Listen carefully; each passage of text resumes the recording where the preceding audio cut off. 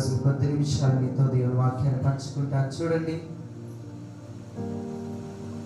న్యాయాధిపతుల గ్రంథము 6వ అధ్యాయం 24వ వచనం.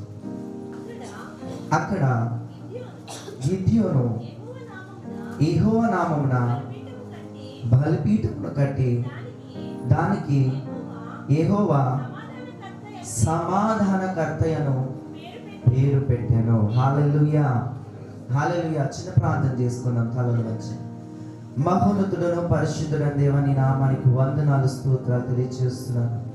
ఈ సమయంలో ప్రభువా, అయ్యా నన్ను మరుగు చేయండి, మీరు మాత్రమే కనిపించండి. అయ్యా నా నోటికి తండ్రి నాన్న నీ నోటిని తోడుగా ఉంచమని ప్రార్థన చేస్తున్నాను. ప్రభువా, మీరే వారితో మాట్లాడమని, సరైన మాటలు తండ్రి ఈ స్థలంలో విడుదల చేయమని యేసు నామములో అడుగుచున్నాం తండ్రి, ఆమేన్. హల్లెలూయా.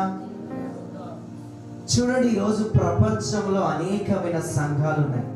ప్రపంచంలో అనేకమైన వేలాది మంది సేవకులు ఉన్నారు, వేలాది మంది ఆరాధికులు ఉన్నారు, వేలాది మంది సువార్థికులు ఉన్నారు, వేలాది మంది కోట్లాది మంది పరిచారకులు ఉన్నారు.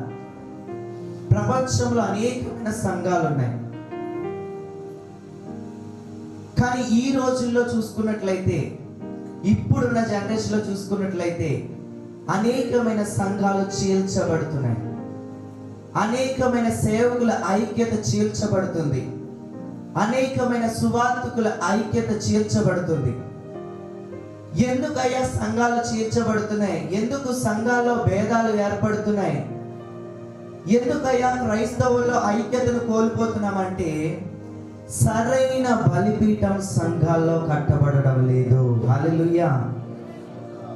సరైన బలిపీఠం సంఘాల్లో కట్టబడడం లేదు కాబట్టి సంఘాలు చీల్చబడుతుంది.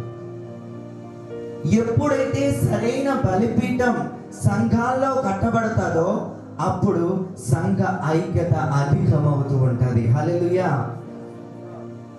విడిపోతున్న ఆ యొక్క క్రైస్తవ్యాన్ని దేవుడు ఐక్యపరచగలుగుతాడు. కారణం ఏంటంటే, మనము సరైన బలిపీఠాన్ని కట్టుకోవాలి. ఎవరో వచ్చి కట్టరు. నీ ఇంటిని ఎవరో వచ్చి కట్టరు, నీ ఇంటిని నువ్వే కట్టుకోవాలి. అలాగే నీ సంఘంలో కావలసిన బలిపీఠం నీ వంతు నువ్వే కట్టాలి. ఆమేన్, హల్లెలూయా. చూడండి, న్యాయాధిపతుల గ్రంథం 6వ అధ్యాయం 24వ వచనంలో చూస్తే అక్కడ గిద్యోను ఒక బలిపీఠాన్ని కడుతున్నాడు. ఆ బలిపీఠం పేరేంటంటే సమాధానకర్త. హల్లెలూయా. ఈరోజు సంఘాలలో సమాధానం అనే బలిపీఠాలు కట్టబడాలి. ఈరోజు మానవ చేతులతో కట్టబడిన దీనిని సంఘంగా, ఒక మందిరంగా మనం పిలుచుకుంటూ ఉంటాం. లేఖన గ్రంథం సెలవిస్తుంది, మనమే దేవుని మందిరం అని. హల్లెలూయా. మనమే దేవుని ఆలయమై ఉన్నామని. ఈరోజు సరైన బలిపీఠాలు, సమాధానముతో కూడిన బలిపీఠాలు లేవు కాబట్టి సంఘాలలో గొడవలు ఏర్పడుతున్నాయి. ఒక్కసారి మనల్ని మనం పరీక్ష చేసుకోవాలి. సమాధాన బలిపీఠాలు మనలో ఉన్నాయా లేదా అని, మన సంఘాల్లో ఉన్నదా లేదా. ఈరోజు మన సంఘం చీల్చబడుతుందంటే దానికి కారణం ముఖ్యంగా 100% మనమే. ఎందుకంటే మనము కట్టవలసిన బలిపీఠాలు మనం కట్టడం లేదు కాబట్టి సంఘాలు చీల్చబడుతున్నాయి. అలాగే ఆదికాండము 33వ అధ్యాయం 20వ వచనం చూద్దాం.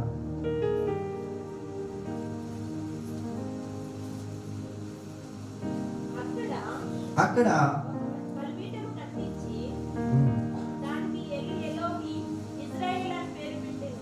హల్లెలూయా. చూడండి, అబ్రహాము ఒక బలిపీఠాన్ని కడుతున్నాడు. ఆ బలిపీఠానికి ఏమని పేరు పెట్టాడంటే, దానికి ఇంకా ట్రాన్స్లేషన్ లోకి వెళ్తే కృతజ్ఞత కలిగిన బలిపీఠం అంటే. ఈరోజు ఒక విశ్వాసిలో కృతజ్ఞత అనేది ఉండడం లేదు. తన ఆత్మీయ తండ్రి ద్వారా, లేకపోతే ఒక సేవకుడి ద్వారా, లేదంటే ఒక మనిషి ద్వారా మేలు పొందిన తర్వాత ఆ వ్యక్తిని ఏం చేస్తున్నారంటే దూరం చేస్తున్నారు. ఆ వ్యక్తి చేసిన మేలును మర్చిపోయి కీడు చేయడానికి ప్రారంభిస్తున్నారు. ఈరోజు మన జీవితాల్లో కట్టుకోవాల్సిన బలిపీఠం ఏంటంటే కృతజ్ఞత కలిగిన బలిపీఠం. అబ్రహాము జీవితంలో బలిపీఠం కడుతున్నాడు, కృతజ్ఞత. దేవుడు ఎక్కడైతే ఆ దినాలలో దేవుడు ఎక్కడైతే వారికి కనిపిస్తారో ప్రవక్తలకు, ఆ స్థలములో ఒక బలిపీఠాన్ని కట్టి దేవునికి బలులను అర్పించేవారు. దానికి కారణం ఏంటంటే ఈ స్థలము ప్రత్యేకించబడింది, ఈ స్థలములో దేవుడు దిగి వచ్చాడు, ఈ స్థలాన్ని దేవుడు కోరుకున్నాడు అని గుర్తుగా బలిపీఠాలు కట్టేవారు. హల్లెలూయా, హల్లెలూయా. ఈరోజు మన జీవితాల్లో కృతజ్ఞత కలిగిన బలిపీఠాలు ఉండాలి. అలా ఉంటే మన సంఘాలు చేర్చబడం, ఐక్యతతో ముందుకు కొనసాగుతూ ఉంటుంది. హల్లెలూయా, హల్లెలూయా. చూడండి, యోబు గ్రంథము 1వ అధ్యాయము 4-5 వచనాలు చదవండి. అతని కుమారులందరూ వంతుల చొప్పున అనుదినము ఒకరికొకరు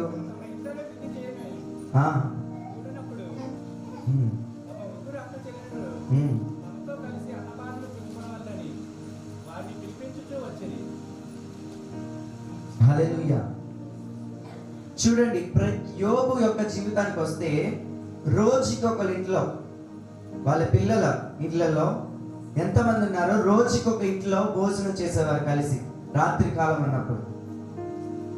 అలాగా కలుసుకొని విందు చేసి వాళ్ళు సంతోషంతో ఉన్నప్పుడు యోబు ఏం చేసేవాడంటే, విందు కార్యక్రమం అంతా అయిపోయిన తర్వాత యోబు ఒంటరిగా వెళ్ళి ఏం చేసేవాడనంటే, నా పిల్లలు ఎక్కడ పాపం చేసేస్తారా అని ప్రతిరోజు కూడా ప్రార్థన బలిపీఠాలు వారి కోసం కట్టేవాడంట. గట్టిగా చప్పట్లు కొట్టేసేనా మనం. యోబు తన పిల్లలు ఎక్కడ పాపం చేసేస్తారా, ఎక్కడ పాపంలో పడిపోతారా అని ఒక భయంతో ఏం చేసేవాడంటే, వారి పాపంలో పడిపోకుండా ఉండడానికి, వారు లోకంలో కలిసిపోకుండా ఉండడానికి తండ్రిగా తన బాధ్యతను ప్రార్థన బలిపీఠాన్ని కడుతున్నాడు. హల్లెలూయా. ఈరోజు తల్లిదండ్రులుగా మన పిల్లలను ఎలా పెంచుతున్నామో ఒక్కసారి మనం జ్ఞాపకం చేసుకోవాలి. తల్లిదండ్రులుగా మన పిల్లల కోసం మనం ఎలాగా ప్రార్థన చేస్తున్నామో, ఎలాగ వారి పట్ల శుభవచనాలు పలుకుతున్నామో ఒక్కసారి మనల్ని మనం జ్ఞాపకం చేసుకోవాలి. ఉదయం లెగ్గానే నీ బిడ్డల మీద చేయి ఉంచి ఆశీర్వదించాలి. హల్లెలూయా. నువ్వు వర్ధిల్లాలి అని, దీర్ఘాయుష్మంతుడు అవ్వాలని, అధికం కావాలని, క్రీస్తు దయలోను మనుషుల దయలోను వర్ధిల్లాలని నీ బిడ్డల మీద చేయించి నువ్వు ఉదయకాలమే ఆశీర్వదించాలి. హల్లెలూయా. తల్లిదండ్రులకు ఉండవలసిన మంచి లక్షణమే. ఈరోజు చాలా మంది తల్లిదండ్రులు అలా ఉండడం లేదు, అందుకోసమే కుటుంబాలు చీలిపోతున్నాయి. వారు ఎదిగే కొద్ది వారి పాపంలో పడిపోతున్నారు. పాపంలో పడిపోయిన తర్వాత తనకి ఇష్టం వచ్చిన వారిని పెళ్లి చేసుకొని ఇటు అమ్మా నాన్నలు వదిలేసి అటు వారి జీవితాన్ని చూసుకుంటున్నారు. దానికి కారణం ఏంటంటే, చిన్నతనము నుంచే వారి కోసం నువ్వు ఒక బలిపీఠాన్ని కట్టలేదు. హల్లెలూయా. నువ్వు ఒక ప్రార్థన బలిపీఠాన్ని నీ పిల్లల కోసం కట్టి ఉంటే గనక ఆ బలిపీఠం మీద వారు స్థిరులుగా ఉందరేమో. ఆమేన్. ఐక్యత అనేది చాలా ప్రాముఖ్యమైనది. అందుకోసమే కీర్తనలు రాసిన గ్రంథము 33వ అధ్యాయంలోని సహోదరులు ఐక్యత కలిగి ఉండట ఎంతో మేలు, ఎంతో మనోహరం. అది అహరోను గడ్డం మీద అంగి అంచుల వరకు కారుతున్న పరిమళ తైలం వంటిదంట. హల్లెలూయా. ఈరోజు ఐక్యత అనేది ఉంటే ఏ కుటుంబం కూడా చేర్చబడదు. ప్రార్థన బలిపీఠాలు కట్టబడితే ఏ కుటుంబము చేర్చబడదు.